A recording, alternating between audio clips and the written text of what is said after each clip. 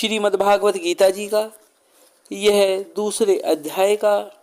5वां श्लोक है, जिसमें क्या कहा कि इसलिए इन महानुभाव गुरुजनों को न मारकर मैं इस श्लोक में भिक्षा का अन्न भी खाना कल्याणकारक समझता हूँ, क्योंकि गुरुजनों को मारकर भी इस लोक में रुधिर से सने हुए अर्थ और काम रूप भोगों को ही तो मैं भोगूंगा। तो महानुभावान विशेषण के सहित गुरुन पद यहाँ किनका वाचक है? तो उत्तर में भगवान श्री कृष्ण जी ने क्या कहा कि दुर्योधन की सेना में जो द्रोणाचार्य, कृपाचार्य आदि अर्जुन के आचार्य तथा वाहिक, भीष्म, सोमदत्त, भूरिश्रवा और शल्य आदि गुरुजन थे, जिनका बहुत भाव ही उदार और महान था, उन श्रेष्ठ पूज्य पुरुषों का वाचक महानुभावान विशेषण सहित गुरुन पद है। तो प्रश्न क्या किया कि यहाँ भैक्ष्यम के साथ अपि पद का प्रयोग करके क्या भाव दिखलाया गया है? तो उत्तर में क्या कहा कि इसका यह भाव है कि यद्यपि अक्षत्रियों के लिए भिक्षा के अन्न से शरीर निर्वाह करना निंद है, तथापि गुरुजनों का संहार करके राज्य भोगने की अपेक्षा तो वह निंद कर्म भी कहीं अच्छा है।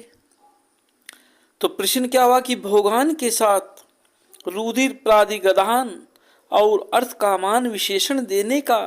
एवं अवयव के प्रयोग का क्या अभिप्राय है?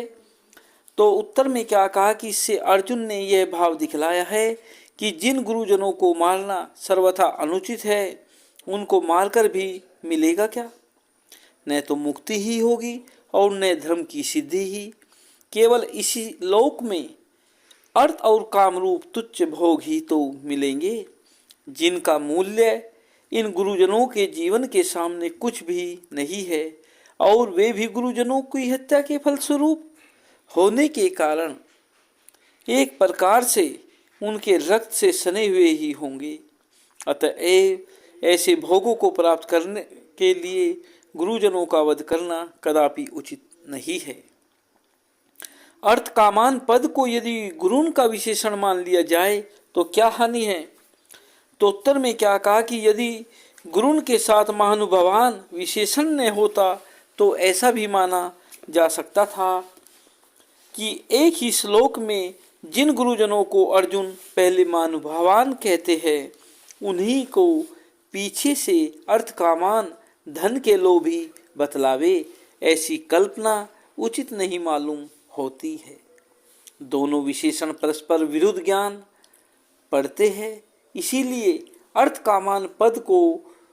गुरुन का विशेषण नहीं माना गया है। तो संबंध क्या हुआ कि इस प्रकार अपना निश्चय प्रकट कर देने पर भी जब अर्जुन को संतोष नहीं हुआ और अपने निश्चय में शंका उत्पन्न हो गई, तब वे फिर से कहने लगे, जिसका उच्चारण हम श्रीमद्भागवत गीता जी के दूसरे